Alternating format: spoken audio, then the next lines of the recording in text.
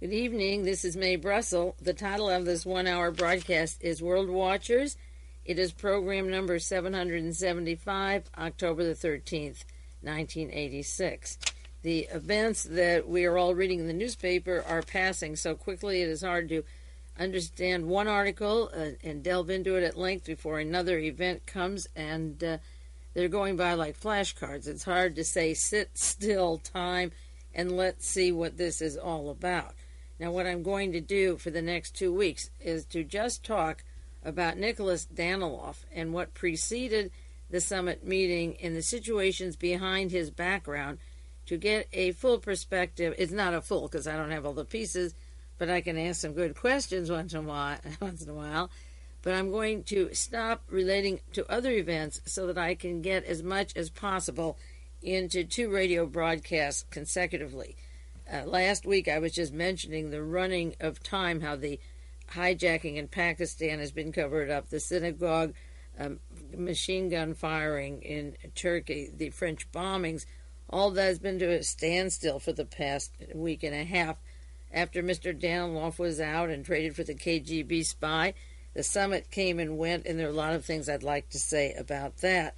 The news about Libya and the disinformation continued. The president lying and National Security Advisor Admiral Poindexter lying to the American people about Gaddafi has gotten a lot of flack. The veto on the South African sanctions, the overriding of the president's veto, of course, hasn't been in the news this week. The explosions of the Aryan nations are off the front pages again, and I want to go back to Dan Rather a little later in this broadcast or next week. And in this past week, since we shared time on the air together, Henry Kissinger made the cover of Newsweek. I mentioned last week that he's doing everything he can to sabotage or to put a wedge into any decisions in the summit that Ronald Reagan just had, particularly that have to do with Star Wars. The American plane was shot down over Nicaragua on the 8th of October, linked immediately to the CIA, and then within 2 days, by the 10th, just when the president is arriving in Iceland for the summit, the headlines have George Bush, the vice president, connected to the Contra plane. That came out very quickly. And then suddenly Bernard Kalb left the State Department because of what he said were lies. Well, that man has been so far up to his neck in lies in the State Department, but he's very, very close to Henry Kissinger, and both of them were giving Ronald Reagan a lot of flack when he went off to meet Mr. Gorbachev. I will go into the Nicaraguan airplane crash happening this time. Several weeks ago I started and didn't get to update Jonathan Quitney's article in the Wall Street Journal about La Costa and Lorimar Productions and their links to Jimmy Hoffa. A lot of that we haven't even shared on the air together. And that was September the 15th, and I felt that if you just peeled that parchment back a little bit, you'd get Paul Laxalt, a candidate for the next president of the United States. And I believe that the naming of George Bush so quickly in this Nicaraguan plane crash is counteracting the conflict between Paul Laxalt and George Bush for the presidency. We're going to see a White House type of tug and pull, and I'll do more on that later. David Emery called me this evening from KFJC, or yesterday rather, and asked about that power struggle. He saw it the same way, and in a few weeks I'll detail that for you. The earthquake in El Salvador took place on the 11th, Saturday the 11th. I'm very suspicious of the circumstances under that. I've studied a few mysterious earthquakes, possibly linked to the intelligence community, and I'll go into those later. And all of the activities, not all, but a great many of impressions of activities of the summit, the 3 days of October 10, 11, and 12, I'll update with you later. I did want to spend the month of October and the month of November, those 8 weeks, talking about events that are in the news that pertain and go back to the murder of John Kennedy and the Kennedy assassination. And I cited just last week a man named Dan Rather who had a part in some way in the Kennedy assassination. He had been to Jack Ruby's nightclub. He had seen Lee Harvey Oswald there. All of that going back to 1963, and then this mysterious pouncing by 2 men on Park Avenue that took place just last week it was. Now, I believe maybe there's a connection between what Dan Rather knows in the Kennedy assassination and Nicholas Daniloff, and maybe it wasn't a coincidence at all. I don't think it was a coincidence that they ruffled him up, but what are his links to the Kennedy assassination? I'll go into more of that in a few moments. A lot of people perceive the significance of the Kennedy assassination as being a changing point of American history, which it was, in fact. Very few will acknowledge yet that it was a coup d'etat, except the most serious researchers, and even among those, there's a difference of opinion. Some refuse to acknowledge that that's what this event was. And the people who had a role in murdering John Kennedy, or had a role in covering it up, are in the news almost every single day. The corporations like Schlumberger, the H.L. Hunt family, the Murchison family, John Connolly, Gordon Novell, Arlen Specter, the Warren Commission. So I do want to take the people in the news today who had a role in the killing of Kennedy or the cover-up and update you for the next 8 weeks. I'll have other current events thrown in there too, but the gist of the program is going to be the Kennedy assassination. That's what started me doing my research, November 22nd, 1963. It'll soon be the 22nd anniversary since the murder of John Kennedy, and I actually could do one program a week just on John Kennedy and never get caught up on these characters. Now, at the time of Watergate, there were hearings Senator Frank Church had in Congress, the 95th Congress, and included among the many, many volumes of these hearings were about 400 pages of one volume called The CIA and the Media. These were hearings before the Subcommittee on Oversight of the Permanent Select Committee on Intelligence, House of Representatives. Oh, this was Representative Pike's hearing. Senator Frank Church was doing some of the other hearings, and this was the news media hearings were done by Representative Pike, and they were available at one time in the government printing office, but I don't believe they are now. And one of the first witnesses, of course, before those hearings was William Colby, and he's talking about the CIA and the Central Intelligence Agency. Now, these hearings took place explaining the role of the CIA and spying with the news media.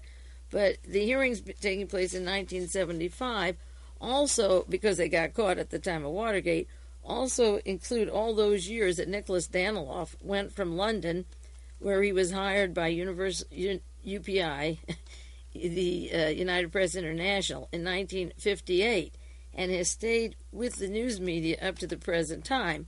But from 1958 until 1975, when they got caught and exposed at the time of Watergate, the CIA had over 400 representatives in the news media, and Daniloff was in the milieu of all of those people. Now, William Colby testified. He was former director of the Central Intelligence Agency, and he said to Representative Pike, Mr. Chairman, I want to clarify some relationships between the CIA and the press and identify the appropriate guidelines for the future, because they got this slap on the wrist. He said it is essential to recognize the important CIA responsibility to collect what is known as overt information. This includes non-controversial activities as subscribing to journals, news services, gathering technical publications, encyclopedias, recordings, analyzing public radio broadcasts and statements of other nations in the world. It includes CIA offices in 40 cities of the United States where they work, and they request fellow citizens to share with their government information they may have about foreign matters. And, of course, this included American matters, too, illegally in the United States. He said in this overt operation and information capacity, the CIA is merely a subscriber to the product of the journalists and a recipient of whatever information citizens wish to share with their government. To the extent that newsmen have contact with the CIA in informal exchanges with CIA station chiefs abroad and analysts at home, there's no interference with the independence of our press that takes place. Now, that's an outright lie, of course. Just the CIA saying that Oswald killed John Kennedy isn't interference with the press. He said, of course, some relationships in the past have gone beyond these and included CIA employees on specific intelligence missions abroad who served as real or pretended journalists. I've handled such persons in my service. The news reports that they report are a matter between them and their editors. They're not given clearance by the CIA. The reason for the understanding is simple. The function of the CIA is to work abroad, not to determine the content of American media. And of course that is a lie also. Lying, as he testifies. Discussions were brought up of the CIA's relationship with the press and cases of the CIA operating covertly to control what appears in the American press. He said the CIA effort to affect public opinion are aimed abroad, conforming to its mission assigned by a series of American presidents and supported by a series of American Congresses. Of course, there's no limit to what they can print abroad. Then it can be picked up from the London Times and the Le Monde and the French newspapers and papers all around the world, and it becomes fact in this country, although it was printed abroad to slant matters. Then William Colby said, obvious means for exerting influence have been foreign journals and other media affecting public opinion and attitudes and actions in those countries. For many years, clear doctrinal differences have governed such work, differentiating between what is white propaganda, acknowledged openly by its source, the U.S. government, in which case it would not be a CIA task. It would be published, and then the CIA would use it. Then he gets into gray propaganda, and this is one of the areas that Nicholas Daniloff was absolutely involved in. CIA uses gray propaganda unattributed to some ostensible third party. And then there's the black propaganda, which pretends to be the output or even internal document of the target group. While some black propaganda was indeed produced by the CIA and circulated abroad, for the largest part of its effort fell in the gray area, where they printed something and attributed it to one person, and that person didn't exist. It was a CIA agent. He said this included the support of journalists and other media circulating material beneficial to the United States in such larger operations as Radio Free Europe, which was formed under ostensibly private sponsorship to avoid diplomatic constraints applicable to governmental emanations. Translated, that means we made U.S. Information Agency and the Radio Free Europe, Radio Free America. Radio Free America is Nip Tuck and David Emery's program up north, but Radio Free Europe is the counterpart, the fascist element, and theirs is the exposing of that group. But William Colby went on to say and detail, and there are 400 pages of the use of the media of 400 news people in these particular hearings. Now we go to Nicholas Daniloff and his gray area. In the course of articles written about him in the past 3 weeks, I haven't been able to read every word of every article, but the parts that I have read that are important chronologically, I want to share with you to get an overview of Nicholas Daniloff from what they have told us so far, and then if you have a good imagination like me, you might begin to wonder about the missing years. Now, as I'll detail later, his great-grandfather was tried and sent to Siberia because he was part of an assassination plot to kill the Tsar. That's very nice lineage. Then his grandfather was a spy for the Tsar's intelligence system. So he came out of a birth from a team of potential assassins and spies to begin with.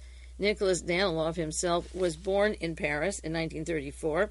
His family left the Soviet Union with grandpa and great-grandpa in the clink. They got out and went to Paris when the revolution came down. He was taught Russian from his Russian grandmother, who didn't go to Siberia with the other ones. And from the time he was 10 or 12, he learned the Russian language. Now, being born in Paris, he stayed there a certain amount of time. And then there's a time period, a long time period of from 1935 up until 1952 when he entered Harvard. And the only two places that he identifies living are when he moved to New Hampshire before he went to Harvard. Now, he could have been there 10 years and he could have been there 1 week. We'll have to look that up and maybe you can fill in some of these pieces. But he moved from Paris to Argentina. Now, Argentina is where Rudolf Hess was flying down to set up the Fourth Reich in case the Third Reich failed. It's where Martin Bormann was ready to salt money away for the resurgence of Nazism and Hitler to overthrow the Soviet regime for the third time the Germans would try. Argentina was run by Juan Perón, and it was called Little Germany down there.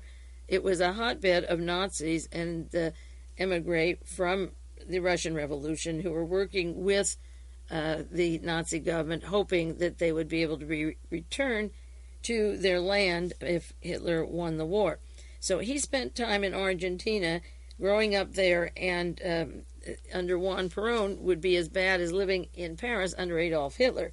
So we don't know if the family of Daniloff, with their interesting background, were part of the milieu of the French Nazis, or were they part of the time and then went to Argentina, where the German, French, and Russian czars were, particularly the German and Russians. But he was in Argentina at that time. Then went to New Hampshire, and I don't know if he was all 4 high school years in New Hampshire or not. Again, the route was Paris to Argentina, New Hampshire. He entered Harvard in 1952. Those are the years that this Dr. Elliot was very active in Soviet affairs. That was the location of the home base of Henry Kissinger, put there by John J. McCloy, particularly with his interest in resurgence in releasing Nazis out of war criminals, and with his friend, Fritz Gustav, Anton Kramer. But the two of them, Kramer was so influential, as was John McCloy, and Kramer was from Germany, and German intelligence and American intelligence. They put Kissinger into Harvard, and he spent formative years there during this time period. Daniloff, of course, is younger, but he went to Harvard from 1952 until 1956 when he graduated. And then he went to Washington, D.C. right from Harvard, where else? And he says he applied for the CIA and the State Department, and I'll go into that in more detail in a little bit, and U.S. Information Agency and Foreign Service. But in 1956, summer 56, he graduated in June, he took a little trip up to the North Pole for a summer job, and then in the fall of 1956, he began working for the Washington Post, a long conduit of the intelligence community, and again, I'll go into more of that later. In 1957, he went to Britain, and then went to Oxford University, and then was hired for UPI and went to Geneva, Switzerland. He met his wife, Ruth, in London when he was there, and married her in Switzerland. And then in 1961, he went to Moscow, to the Soviet Union, where he stayed till 1965. And again, I'll go back to these details later, but those were the years of Lee Harvey Oswald and Yuri Nosenko coming to this country, and Marina Oswald coming to this country. In these very informative years, Daniloff was in Moscow. In 1965, he returned back to work for the Washington Post. In 1966 to 1973, that's a nice hunk of time, and think of the history that happened through those times. He worked for United Press International in the State Department, the Defense Department, and the White House. And then in 1970, this is when the CIA was using these 400 journalists for this time period. And in 1973, he stopped working for the State Department, Defense Department, and White House as a journalist and went back to Harvard to study Chinese in 1973. Now, I don't know how long he studied Chinese, whether it was 1973 or 74, but there's a time period after at Harvard, say if he was there 2 years, from 1974 to 1980, 6 years that are totally unaccounted for, where heavy espionage training and so forth could be put into effect after he learned his Chinese. But in that interim, in 1977, he had joined the team that tried to sabotage the House Select Committee on Assassinations with John Kennedy, and that's why I think he's so terribly important, one of the reasons. He joined U.S. News World Report in 1980, and when Reagan became president in 1981, he was back to Moscow. That's just a thumbnail sketch in chronological order, because some of the background articles that I'm going to cite, some have one piece of information and the others another, but this is a very significant and important person, and when you read the details on him, and I've only scratched the surface, there's so much to read and keep up with all the other news, you begin to get a picture of why Ronald Reagan absolutely panicked when Daniloff was arrested and would do anything, including hurrying to get together with Mr. Gorbachev to get Daniloff out and home. Daniloff, I believe, working in Moscow, could have a very important role in the Kennedy assassination, and I know Ronald Reagan in California, with his mentors, also had a very good role in covering up the Kennedy assassination, so they had something in common. Now, a very good listener to World Watcher, a loyal listener, and a person who provides information, came across something this week that began to turn my head around about Daniloff and make sense because of all the commotion of this particular person since the middle of last month. He was reading a book called Codename Zorro by Mark Lane and Dick Gregory, published by Prentice Hall in 1977. And this book is about Martin Luther King, and it's about King's policies, how the FBI followed Martin Luther King, and how the inclusion of the investigation of Martin Luther King happened to be put together with the investigation of the murder of John Kennedy the second time around. And there are a lot of forces that have been desperate to cover up the White Russian, Solidarist, Tolstoy Foundation, Greek Orthodox Church of Lee and Marina Oswald, to 28 people in the Dallas-Fort Worth area, as well as people in the Soviet Union and people in New Orleans and the Dallas-Fort Worth area that were all of this ilk and had one thing in common, which was to return to the Soviet Union and get rid of the Soviet Bolsheviks that were in power, referring to them current articles this week, the Bolsheviks. Chapter 29, the beginning, is by Mark Lane, and he tells how the Citizens Commission of Inquiry began investigating or getting Congress to include Martin Luther King. And he said in February 1975, he founded the Citizens Commission of Inquiry to urge the opening of the assassination of John Kennedy. And later, they pursued the investigation of Martin Luther King. Now, he mentioned some interesting people who were helping him, and many of them were from the CIA intelligence community. I never trusted Mark Lane anyway, and once he got the King case opening, he ran out very quickly because the Jonestown Klan were going to be exposed, and Representative Leo Ryan, was going down there, and Mark Lane, representing Jim Jones, had to hop a plane and walk out of the committee after he worked 2 years to get them to start investigating the Martin Luther King assassination.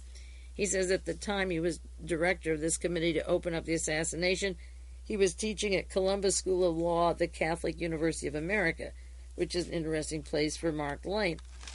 He tells how he went to Congressman Henry Gonzalez of San Antonio, Texas, who wanted to open up these assassinations and believed that they should include the murder of Robert Kennedy because, as Representative Gonzalez said, these assassinations changed the course of history. They thwarted democratic process. They eliminated options. They baited domestic unrest and caused great harm to the collective national psyche, the extent of which I strongly feel it is Congress's responsibility to assess. So Henry Gonzalez proposed House Resolution 209 in the House of Representatives February 19th, 1975, to open up this investigation of John Kennedy, and he did want the two Kennedys and Martin Luther King to be investigated. And then another resolution, House Resolution 498, was proposed by Representative Thomas Downing. Now, Downing was very conservative. He was retiring as a Democrat from Virginia. He took on the responsibility of this political act, which was out of context for his particular behavior or interest previously when he was in Congress. So there were two resolutions. Either one would be appropriate, 204 or 498, and the hope of various researchers was to get the investigations going and see if we could get more information on the murder of John Kennedy and Reverend Martin Luther King. As I say, the Robert Kennedy was dropped like a hot potato for very good reasons because of its connections to California and Richard Nixon and Ronald Reagan that are even much closer than Reagan's connections to Kennedy's assassination, although those are very, very close.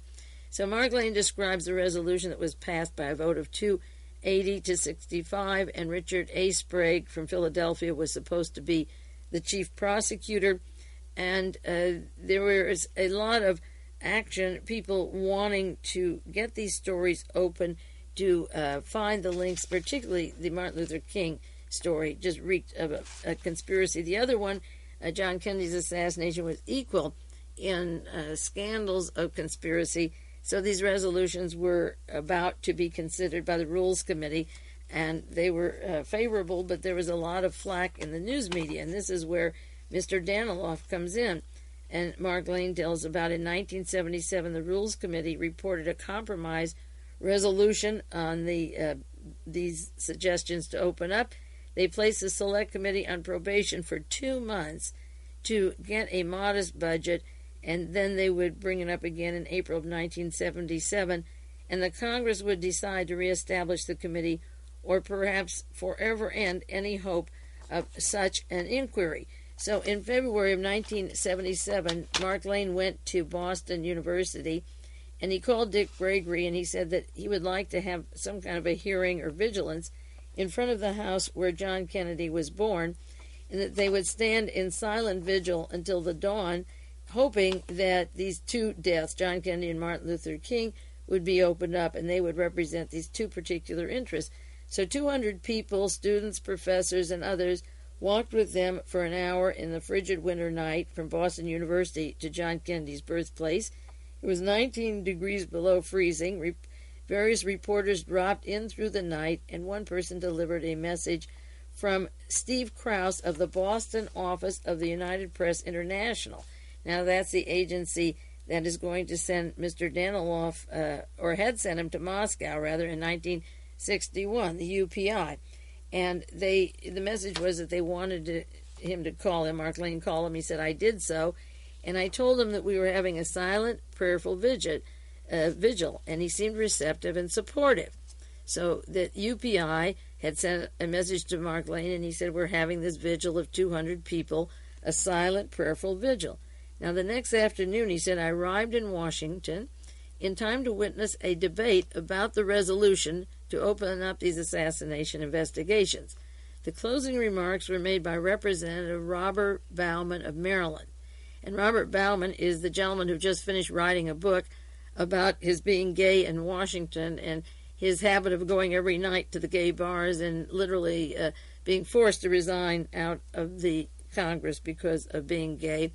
And he said there's still people in the White House who are, and he's been very angry. This book that he just came out with is very angry. But it's interesting that in Congress, on the floor of Congress, after the UPI contacted Mark Lane, they selected Robert Bauman of Maryland. And this is what he said on the floor of Congress the day that they wanted to open up these hearings. He said that the Washington Post, and that also is the newspaper, the Washington Post and the UPI, exchanged Mr. Nicholas Daniloff back and forth frequently. The Washington Post called the Select Committee perhaps the worst example of congressional inquiry run amok. Bauman then made a charge that caused considerable concern on the floor of Congress. He said, I'm aware of that this matter arouses certain passions, opening up the Kennedy and the King assassinations.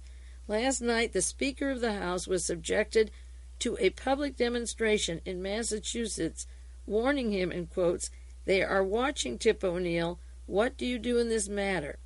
End quote. A statement from Mark Lane, who had been a champion of the investigation. They quoted Mark Lane as threatening, Tip O'Neill, we are watching you. What are you going to do? Are you going to open this up? He said, when I inquired that day, I discovered that Representative Bauman based his allegation against me on a UPI story. During the vigil, I had not mentioned Tip O'Neill. I had not led a demonstration against him or stated or implied we were watching him. I secured a copy of the UPI that had misled Bauman, and it carried a Nicholas Daniloff byline and read, the night before the House debate, comedian and activist Dick Gregory and author Mark Lane led a group of 200 people in a vigil outside of John Kennedy's birthplace. This vigil is to let Tip O'Neill, we're watching him, end quote, said Richard Feldman, a spokesman for the group. On February the 4th, Mark Lane wrote to Congressman Bauman and wanted to know about the facts. On February the 7th, he asked for and received unanimous consent from the House of Representatives to correct the record. On that occasion, he admitted his error. This is Mr. Bauman, and apologized for an inconvenience to me. I wonder who Richard Feldman was. Clearly, he was not a spokesman for our group. This was no formal group. I called Nicholas Daniloff and said, who is Feldman? And he said, Feldman, you've got me. and I told him the UPI story that carried his name read that Mr. Feldman was at these meetings. He said, I'll be damned. I did write the story. I never quoted Feldman. Who is he? I never put those words in there. I asked him who did quote Feldman. He said the only person who could have changed my story, I can't imagine she would, is the overnight editor Elizabeth Wharton.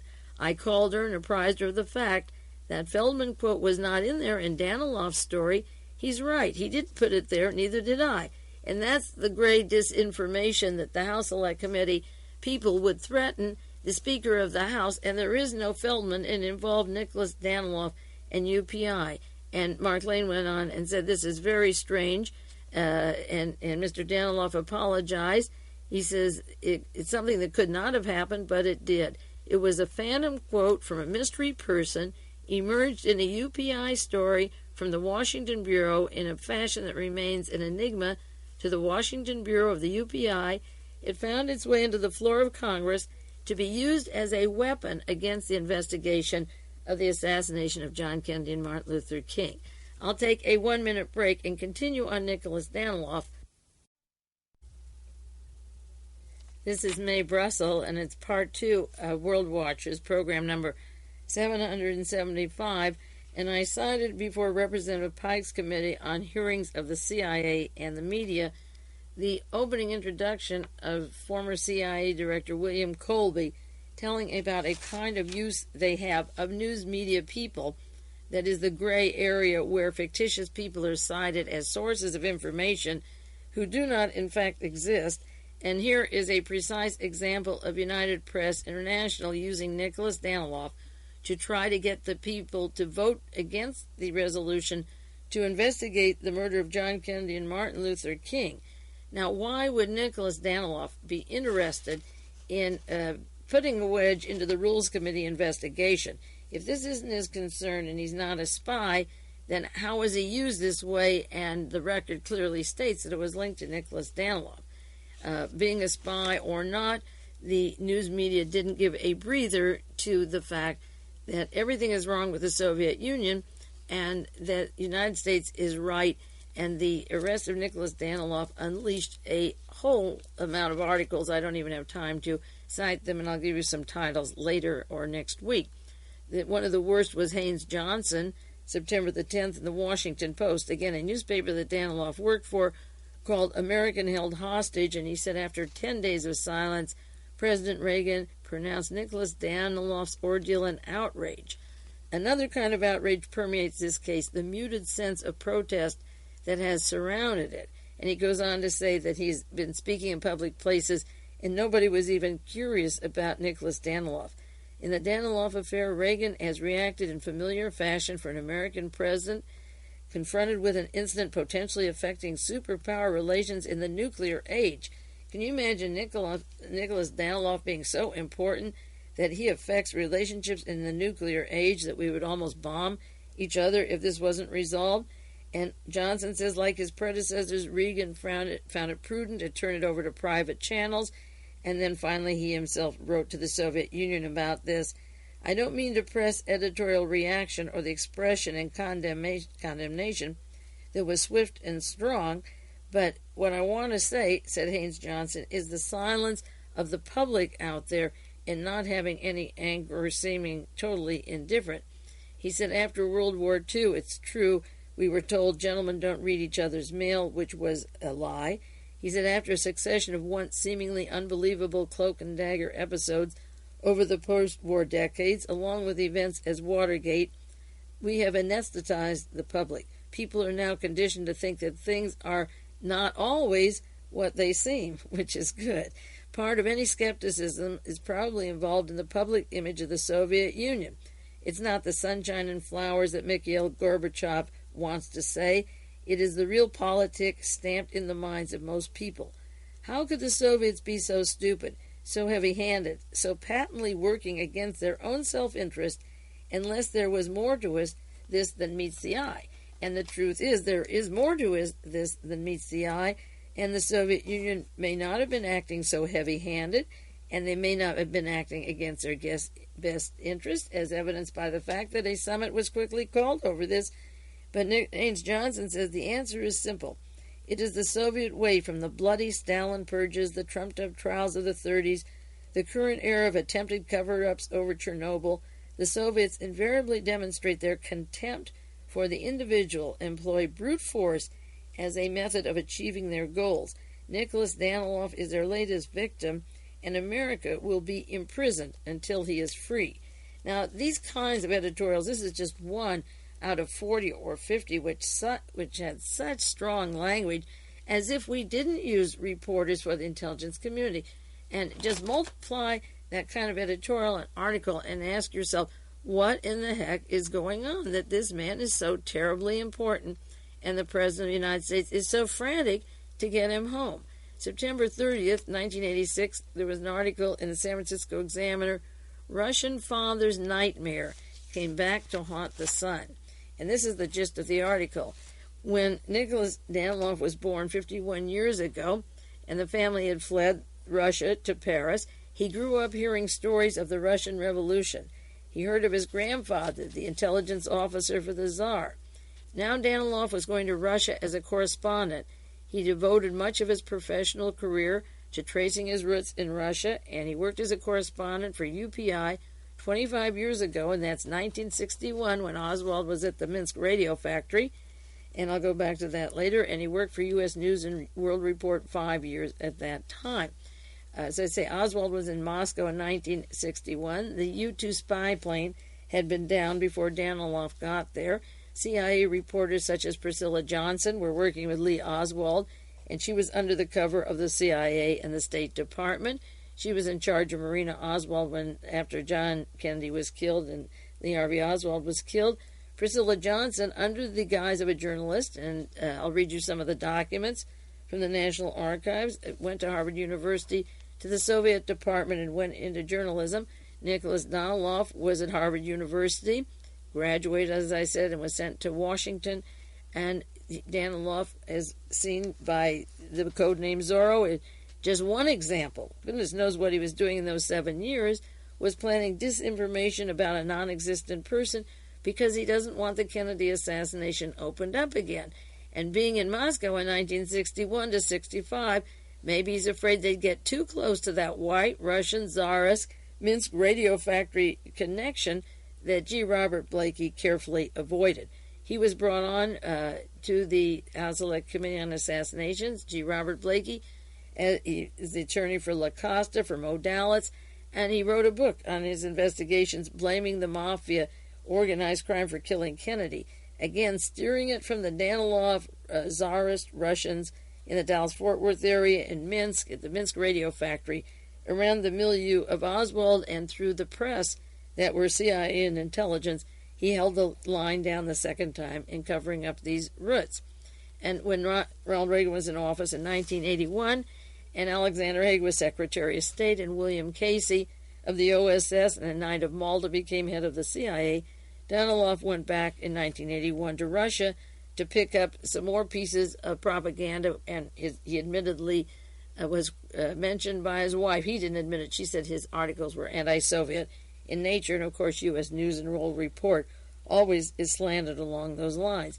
Now, Daniloff says he's writing a book about his great-grandfather, I believe is Alexander Krylov, who spent 30 years in Siberia because of a planned coup against the Tsar, and his father didn't talk too much about the 1917 revolution, according to these brief sketches of his life, probably because they got their ass kicked out, and the Tsar and all those corrupt people around them were forced to leave.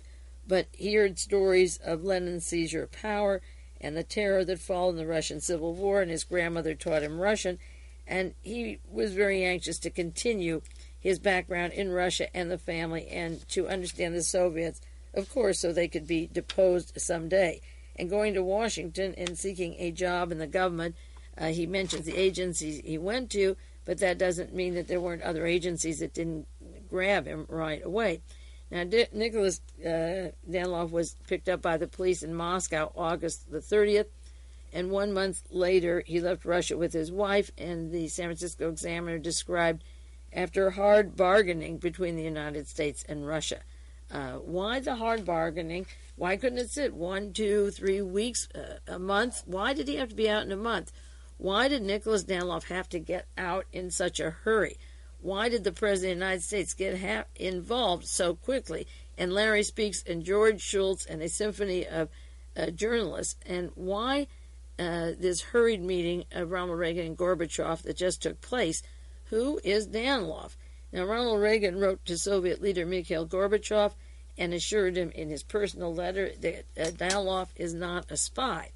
And the Soviet Union didn't believe him, and Mr. Gorbachev responded a few days later, unafraid of Ronald Reagan, and said Daniloff is a spy and he'll be tried. Now, Gorbachev has had some samples of Reagan's verities. Forget Richard Nixon. We're told the Contras are freedom fighters. He knows they're the Somoza army, drug dealers, torturers that want to get back. We were told the Korean airline was shot down on purpose, and they knew it was a civilian plane. And 3 years later, without blushing, the far right and the establishment media, everything from the Washington Times, Reverend Moon's paper, New York Times, and all the papers approve of Seymour Hersh's book, which says the Soviet Union didn't know it was a passenger plane. The reason they accept it is then he says, but the CIA wasn't involved. The Soviet Union also knows that Maurice Bishop was not a threat to the United States or the Caribbean, or the runways for the airplanes were not for the Soviet Union to invade America or take South America, that they were for recreation and vacations. And they know that Muammar Gaddafi didn't arrange the Berlin disco bombings. It had to do with Syria and Lebanon. So these are current, easy to remember, overt lies. And when Ronald Reagan says he's not a spy, you send him home, Mr. Gorbachev just didn't respond. They responded by saying that Daniloff was caught in the act. He spent 13 days in a Soviet jail, and according to the accounts, he almost cracked up. He lost his confidence, and he looked like a scared man, and he admitted he couldn't take it another day. Now, the background of Daniloff from the San Francisco Examiner, continuing, says, as a college graduate, my thoughts focused primarily on diplomacy. Neither the U.S. Foreign Service, nor the CIA, nor the U.S. Information Agency, nor the military services wanted me. What he leaves out is there's the Defense Intelligence Agency. That's a very big agency. It's much larger than the CIA. There's the National Security Council, the National Security Agency. There are a lot of agencies that could use him. And again, just being a journalist or studying journalism and attending Harvard for 4 years, he was ripe for some job that would be influential in the Cold War, the anti-Soviet politic of our mentality since World War II. And as I say, in summer 1956, he took a job in the summer with the Canadian Weather Station in the North Pole. In 1956, he got his first journalism job with the Washington Post. Daniloff went to Washington, D.C., and the Washington Post is a paper notorious for links with the intelligence community. I don't want to digress from the main story about Daniloff right now. In 1957, as I put in the chronology, he left for Britain.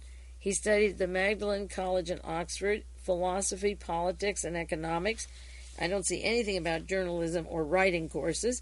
He joined the UPI in London. He moved to Geneva, Switzerland, went to Moscow a year later. And from Moscow, he came back to the United States. He stayed in Moscow in Russia from 1961 to 1965.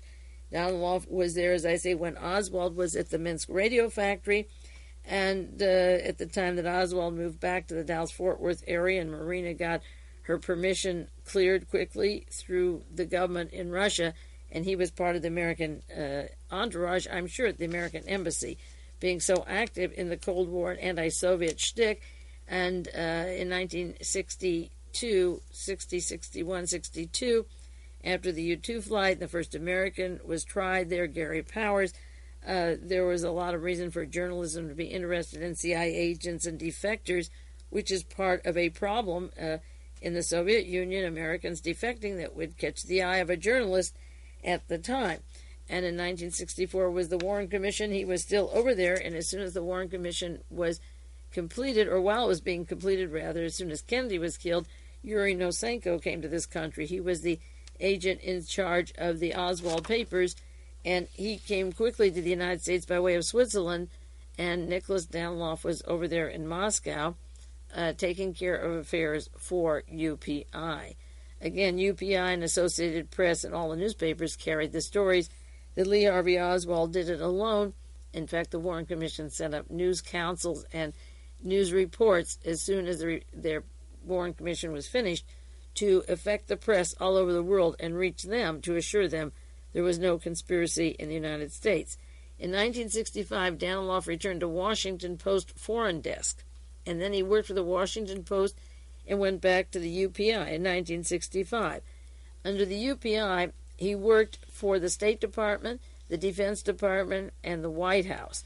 Now, in that interim of the late 60s until 1973 were the murders of Robert Kennedy and Martin Luther King. Richard Nixon came in office 1968 to 74, and Daniloff left right at the time of the Watergate scandals when Nixon was going to be impeached. He worked, as I say, for the State Department, the Defense Department, and the White House during the Richard Nixon years. And, of course, Nixon won the election from John Kennedy by way of bullets, because when he couldn't win in 1960, he was assured in 1968, and he was right there in power. And the cover-up of the assassination of Kennedy that made Nixon's presidency possible in 1968 had to do with what happened in the Soviet Union, the role of Lee and Marina Oswald, and the people in the Dallas-Fort Worth area, their contacts, that created the illusion of a crazy Oswald for the purposes of taking away any possible motive that seemed more sinister or linked to the Defense Department, State Department, and White House, and Oswald was in contact with all of those. From 1973 to 74, Daniloff went back to Harvard and studied Chinese as a Nieman Fellow at Harvard. Now, missing from these biographies, maybe you've seen pieces of it, I haven't been able to find them. From 1974 to 1981, when Reagan was in power, he was, I don't know who he was working for. For all purposes, he left the Washington Post, and for all purposes, he left the UPI.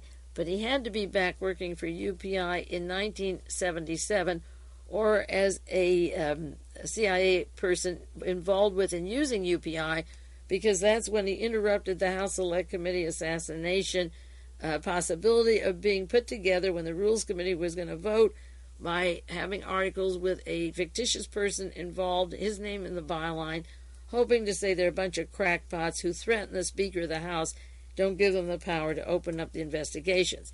And he joined UPI in 1981 and returned to Moscow, where he has been. Now, one of the people that worked with Oswald in 1959, when he first got over there, but who was involved with espionage, was Priscilla Johnson McMillan, a graduate of Bryn Mawr.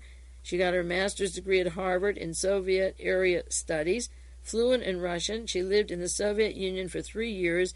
She wrote for Harper's Magazine at home, for The Reporter, the New York Times, and other publications. They took her material.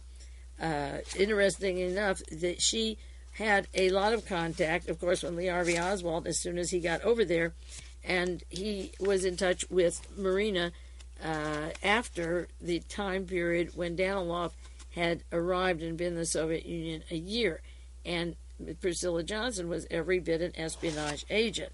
Now, I have some documents from the National Archives again, like I shared with you last week with Dan Rather in Jack Ruby's nightclub, and I want to share these with you now and then get back to some of Mr. Nicholas Daniloff to show you that the CIA uses these agents, that they knew there was a lot more going on with the Kennedy assassination, and a lot of it involved the Soviet Union in the time period that Daniloff was over there representing UPI in Moscow, some before and some after. The memorandum that I'm going to cite first is from William T. Coleman, Jr., from the Warren Commission to Mr. W. David Slosson, another attorney of the Warren Commission, dated February the 14th, 1964. That was 1 month after they started taking testimony on the murder of John Kennedy. Quote, memorandum dated May 4th, 1962, just before Oswald came home, says that Oswald had not lost his citizenship. This is when he was going to be giving as a defector all the codes of the Pacific and so forth. This 62 is the time period Daniloff was in the Soviet Union. Another one, March 20th, 1962. Robert F. Hale recommends a waiver of Section 212 in regards to Marina Oswald. Another one, documents of interest in file mark 5. Memo for file dated November 17, 1959. Oswald said that he would soon be trained in electronics in the Soviet Union. This is November 17, 1959, and he does in fact go to an electronic factory in Minsk run by Alexander Zeiger from Argentina, and he knew that he would be going into this factory in the Soviet Union. Now, this position of Priscilla Johnson interviewing him in November 16, 1959 in the Soviet Union, she had a 5-hour interview at the Hotel Metropole. Then the next day, she reports that Oswald, a defector, knows where he's going to be working in Minsk, and that somebody had set it up for him. So the next day, it's in the State Department papers. He hasn't even arrived in Minsk, and he's allegedly suicidal for wanting to stay in the Soviet Union, and they're not going to keep him there. And Oswald knew exactly who his employer would be. Another news story came out. This was from January 20th, 1976. Time magazine is out with excerpts from a book this week written by George McMillan that alleges that James Earl Ray was the lone assassin of Dr. Martin Luther King Jr. McMillan alleges in the Time magazine article that Ray is a committed racist who planned to shoot Dr. King at least 4 years prior to the 1968 assassination in Memphis. McMillan writes that James Earl Ray's brother, Jerry, even received a call from James Earl Ray on the morning of the assassination in which James Earl boasted he was going to kill the civil rights leader. Jerry Ray flatly denies this account, insisting he never told McMillan any such story. It's interesting to note that while George McMillan is connected to the James Earl Ray Martin Luther King case, his wife, Priscilla Johnson McMillan, was directly involved in the Lee Harvey Oswald investigation. According to Warren Commission records, Priscilla Johnson, claiming to be an American news reporter, interviewed Lee Harvey Oswald in Moscow in 1969. According to documents, however, her real mission was to interview Oswald not from a news organization but from the U.S. State Department.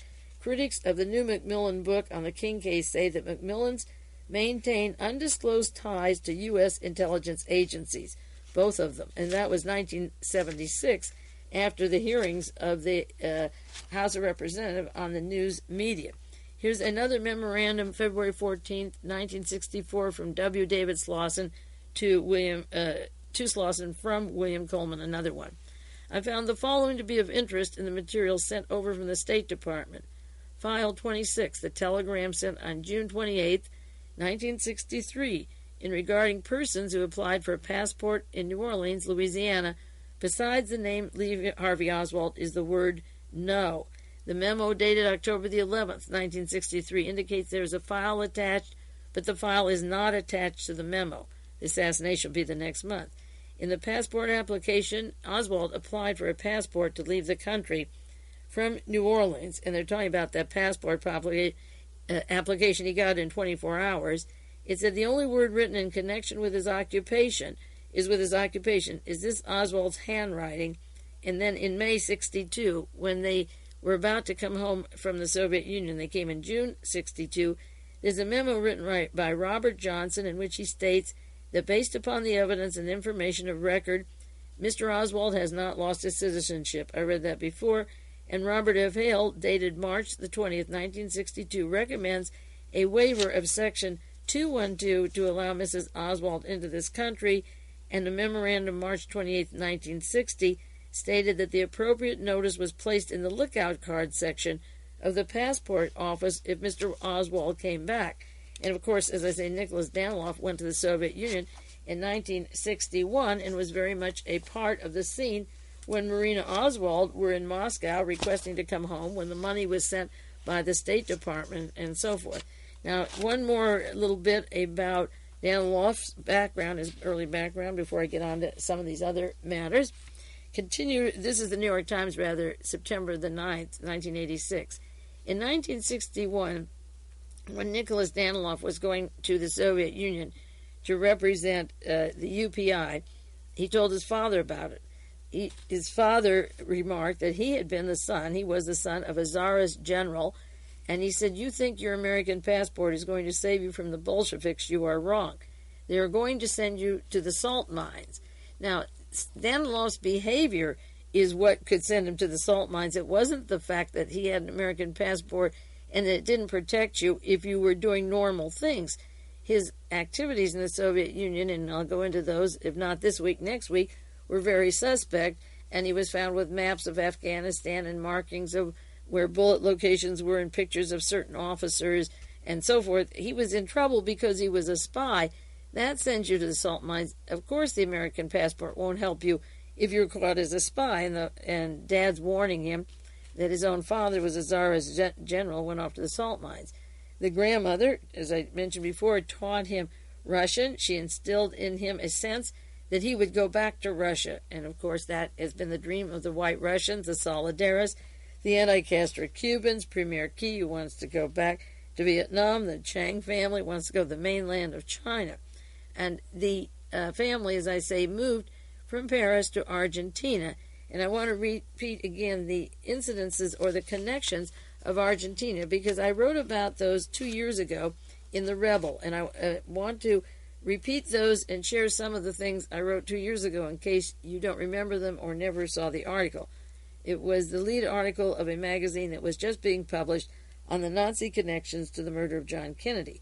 But when the Zeiger family moved to Argentina, keep this in mind. It's in the article, and I want to just state it again as easily as I can. A man named Alexander Zeiger lived in Poland, and he moved to Argentina, and then by some route became head of the Minsk radio factory, where Oswald knew he was going to be assigned when he arrived in Moscow, and told Priscilla Johnson, who worked for the CIA and the State Department.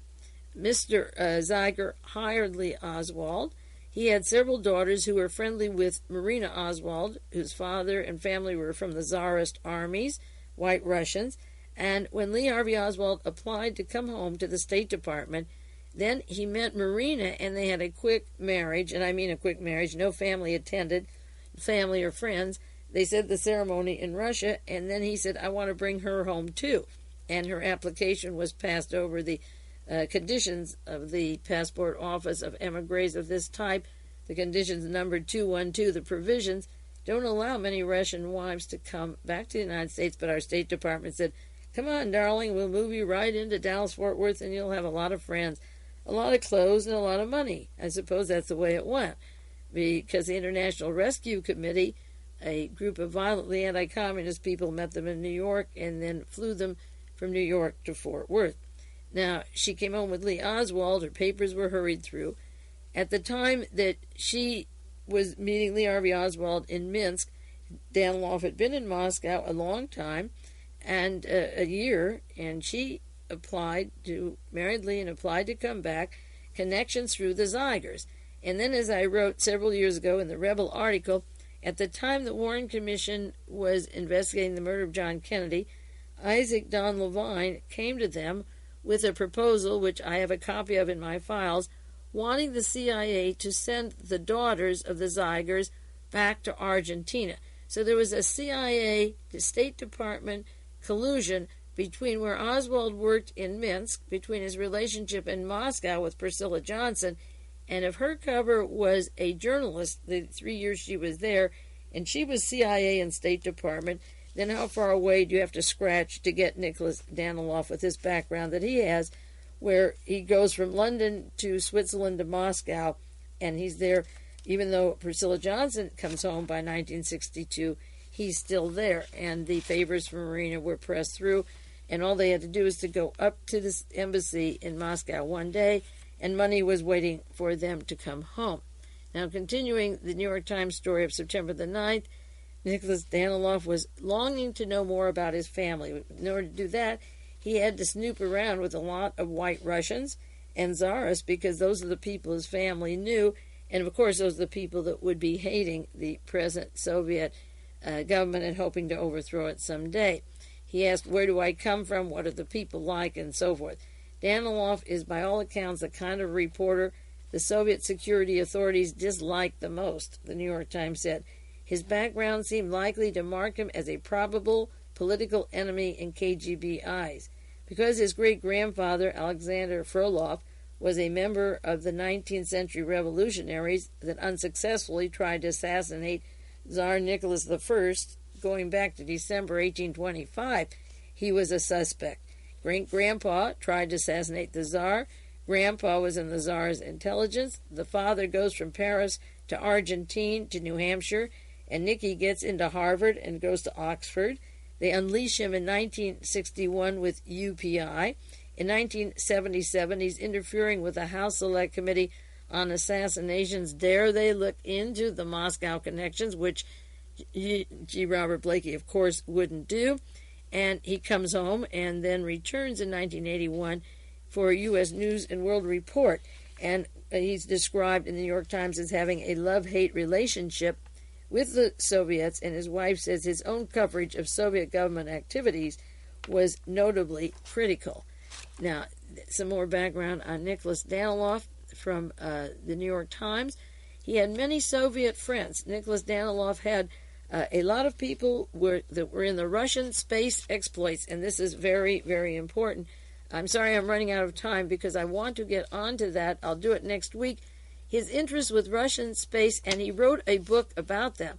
Now we have to put a search out for a book by Nicholas Daniloff on the space program, because when Chernobyl, and I believe it was sabotaged, I said there were people inside the Soviet Union who were sympathetic to the 1,000-year Reich, who could make sure that that plant was sabotaged and that Gorbachev didn't know about it for 2 days.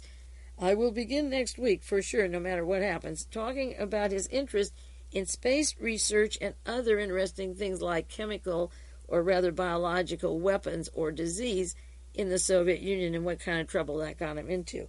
As I say, it's a shame to cut off now, but I'm going to pick it up next week because it is terribly important, the relationship of Daniloff, so violently anti-Soviet, and his interest in the space program. In the meanwhile, this is Mae Brussell. You take care. Thanks for the books and articles, and World Watchers will continue with this very next week.